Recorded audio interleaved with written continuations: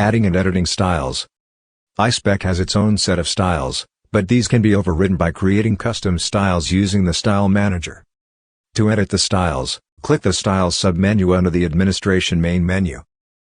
The default system styles are body and headings 1 to 6.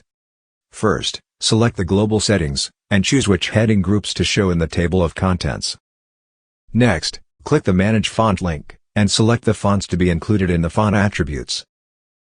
Click the Body section to change the document body attributes. Fonts, font sizes, colors, paddings, margins, and borders can all be customized. Click the Properties icon to edit an attribute, then click the Update button to save to the style. The preview will update at the top of the attribute settings to show you what the style will look like in the document.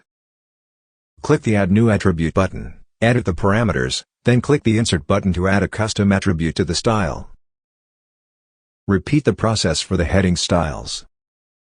Each heading also has an option to update the Edit the Heading style in the table of contents for exported documents. As well as the defaults, a new style can be added. Click the Add New Style button, enter a style name, select whether to include the style in the editor's CSS style selector, click Save, and edit the style the same as the defaults. Now when we open any templates or documents, the style will be updated. To remove any styles, go back to the Style Manager. To remove a single attribute, click the Erase icon in the attribute row. To delete all attribute settings for a style section, click the Reset link.